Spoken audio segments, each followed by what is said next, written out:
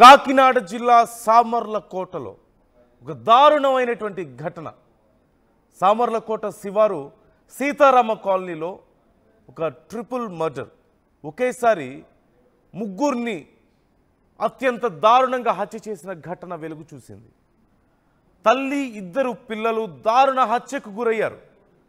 ఇంట్లో పడుకొని ఉండగా, నిద్రపోతుండగా బలమైన ఆయుధంతో తలలపై కొట్టి అత్యంత దారుణంగా హత్య గావించబడ్డారు. మృతులు ములపర్తి మాధురి, 26 ఏళ్ల మాధురి, తన ఇద్దరు కుమార్తెలు 8 ఏళ్ల నిస్సి, 6 ఏళ్ల ప్రైజీగా తెలుస్తోంది. హత్యకు గల కారణాలపై పోలీసులు దర్యాప్తు చేస్తున్నారు. డాగ్ స్క్వాడ్తో స్పాట్లో తనిఖీలు చేస్తున్నారు. ఈ అంశానికి సంబంధించి ఇంకా పూర్తిగా వివరాలు తెలియాల్సి ఉంది. అసలు ఏం జరిగింది, ఎందుకు జరిగిందా ఈ మర్డర్స్, ఎవరు చేశారు, ఏ కారణంతో చేశారు అనే వివరాలు ఇంకా తెలియాల్సి ఉంది. మా ప్రతినిధి ప్రకాష్ ఉన్నారు, లైవ్లో సిద్ధంగా ఉన్నారు, ఘటనా స్థలం దగ్గర ఉన్నారు. అసలు స్థానికులు ఏమంటున్నారు, కుటుంబ సభ్యులు ఏమంటున్నారు, అక్కడ పరిస్థితి ఏంటి, డీటెయిల్స్ తెలుసుకుందాం. ప్రకాష్, ప్రస్తుతం ఏంటి అక్కడ పరిస్థితి, అసలు ఏం జరిగింది, డీటెయిల్స్ ఏమైనా తెలుస్తున్నాయా మనకు? నందు, ఏదైతే కాకినాడ జిల్లా సోమలకోటలో ఉన్నటువంటి ఈ యొక్క సీతారామ కాలనీలో అయితే దారుణ ఘటన అయితే చోటు చేసుకుందని చెప్పాలి. ఈ యొక్క త్రిబుల్ మర్డర్ అయితే ప్రస్తుతం సంచలనంగా మారింది. ఏదైతే తల్లితో పాటు తన ఇద్దరి కుమార్తెలను కూడా అతి దారుణంగా చంపి తలపైన బలంగా కొట్టి చంపినట్టుగా ఇక్కడైతే పోలీసులు అయితే ప్రాథమిక నిర్ధారణకు అయితే రావడం జరిగింది. ఈ యొక్క హత్య ఏ విధంగా జరిగింది, త్రిబుల్ మర్డర్ ఏ విధంగా జరిగిందనే కోణంలో కూడా పోలీసులు అయితే దర్యాప్తు చేస్తున్నారు. అంటే ప్రధానంగా ఇప్పుడైతే మనం చూడొచ్చు, ఏదైతే సీతారామ కాలనీలో ప్రస్తుతం ఉన్నాం, ఇదే ప్రాంతంలో అయితే ప్రస్తుతం ఎందుకు మర్డర్ జరిగిందనే కోణంలో పోలీసులు అయితే ఇన్వెస్టిగేషన్ చేస్తున్నారు. అలాగే కాకినాడ జిల్లా ఎస్పీ బిందు మాధవ్ కూడా ఇప్పుడు సంఘటన స్థలానికి అయితే చేరుకున్నటువంటి పరిస్థితి ప్రస్తుతం మనం చూడొచ్చు. ఇదే కాలనీలో ఇప్పుడు ఇక్కడ సంఘటన జరిగిన ప్రదేశంలో ఉన్నాము. అందరూ కూడా చుట్టుపక్కల ఉన్నటువంటి స్థానికులు అందరూ కూడా ఇక్కడ ఏం జరిగిందో తెలియక అందరూ కూడా ఇక్కడ మొత్తం కుటుంబ సభ్యులు ఎవరైతే ఉన్నారో దానికి సంబంధించిన కుటుంబ సభ్యులు అందరూ కూడా ఇక్కడ చేరుకున్నారు, కన్నీరు మున్నీరుగా విలిపిస్తున్నారు. అసలు ఏం జరిగిందనే కోణమే కూడా పోలీసులు అయితే దర్యాప్తు అయితే కొనసాగుతున్నటువంటి పరిస్థితి కనబడుతుంది. అసలు అలాగే ఉదయం అంటే తన భర్త ఎవరైతే ఉన్నాడో ప్రసాద్ అయితే ఉదయం వచ్చి చూసేసరికి ఇద్దరు కూడా మొత్తం ముగ్గురు రక్తపు మడుగులో పడి ఉన్నట్టుగా అతనైతే గుర్తించారు.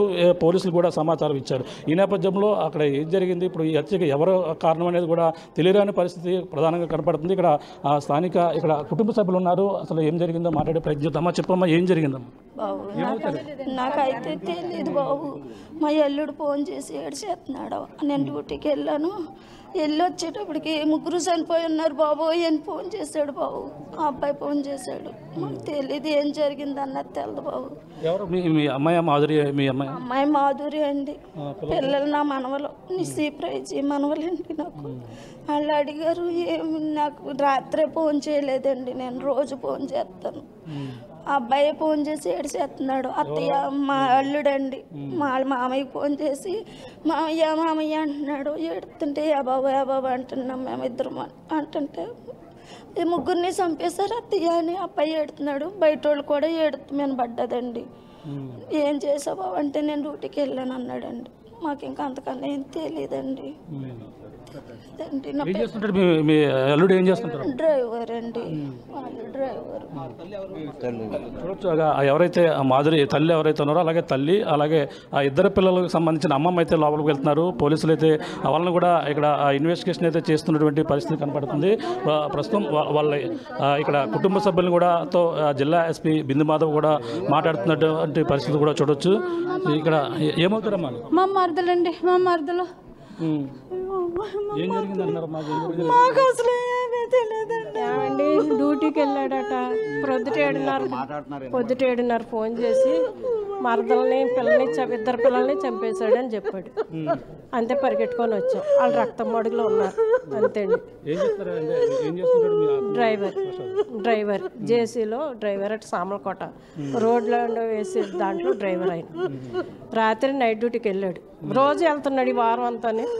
డ్యూటీకి వెళ్ళి వచ్చేటాడు. పొద్దుట డెడ్ బాడీలో ఉన్నాడు. తలుపులు తీయలేదట. గోడ దూకి లోపలికి వెళ్ళి తలుపు పడుతున్నాడు. తలుపు పడుతుంది, తీయటలేదని ఈ తాళం బదలగొట్టాడంటే ఫ్రంట్ ఎదుర్కొంటున్న తాళం బదలగొట్టి చూస్తే పిల్లలు భార్య చనిపోయింది. ఇంకెంటనే మాకు ఫోన్ చేశాడని మేము పరిగెట్టుకొని వచ్చాము. ఇదండి జరిగింది.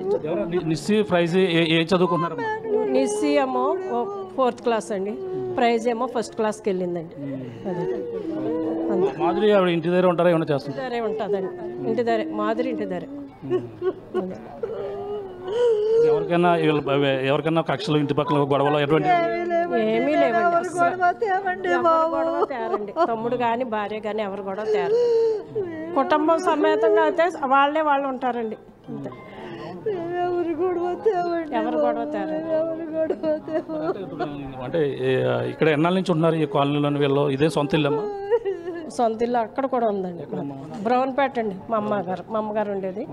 ఇది మాదే, మా తమ్ముడికి ఉండటానికి ఇచ్చేవాడు. మా అమ్మ ఫ్యామిలీ ఇక్కడ ఉంటుందండి, మా ఫ్యామిలీ అక్కడ ఉంటుందండి, మా అమ్మ చెల్లి. అదే ప్రసాద్ ఒక్కడే ఇక్కడ ఉంటున్నాడు. ప్రసాద్ ఫ్యామిలీ ఇక్కడే ఉంటుంది. ప్రసాద్ మీకు తమ్ముడు అండి, చిన్న తమ్ముడు. 2 తమ్ముడు. నా తర్వాత ఇది చాలా మిస్టరీగానే కనబడుతుంది. అలాగా ప్రసాద్ ఎవరైతే ఉన్నారో తన భర్త రావడం, వచ్చి చూసేసరికి తనైతే డ్రైవర్గా పనిచేస్తారు. ఆ డ్రైవర్గా ఉదయం డ్యూటీకి వెళ్ళి వచ్చి చూసేసరికి ఇంటి వద్ద రక్తపు మడుగులు అయితే పడి ఉన్నారు. ప్రస్తుతం జిల్లా ఎస్పీ బిందు మాధవ్ కూడా ఇక్కడికి చేరుకున్నారు. సార్తో మాట్లాడదాం. సార్ చెప్పండి, ఏం జరిగింది?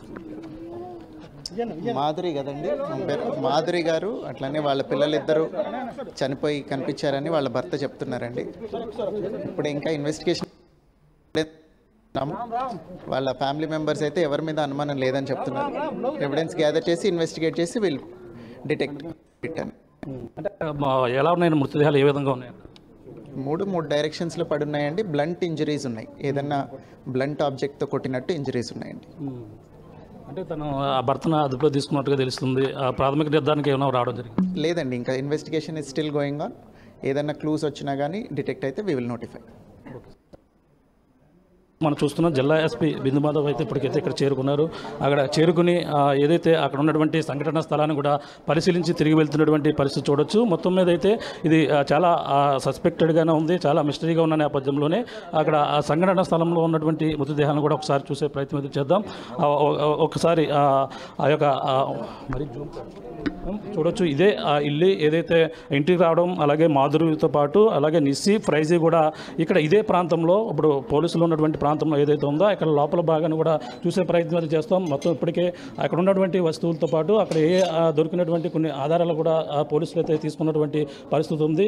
ఆ కుటుంబ సభ్యులు అంటే మనం చూస్తున్నాం ఇదే ఇంటి, అంటే అతను ప్రసాద్ ఎవరైతే ఉన్నారో తన తండ్రి నిస్సి అలాగే ఫ్రైజీ సంబంధించినటువంటి తండ్రి ప్రసాద్ అయితే ఉదయం డ్యూటీకి వెళ్ళి రాగానే ఇక్కడ తలుపులు వేసి ఉన్నాయి, లోపలికి వెళ్ళి అటుగా గోడ దూకి వెళ్ళానని కూడా ఆ పోలీసులకు అయితే చెప్పారు. కానీ ప్రస్తుతం అయితే అతను అయితే అదుపులో తీసుకున్నటువంటి పరిస్థితి ఉంది, అతను కూడా విచారిస్తున్నారు.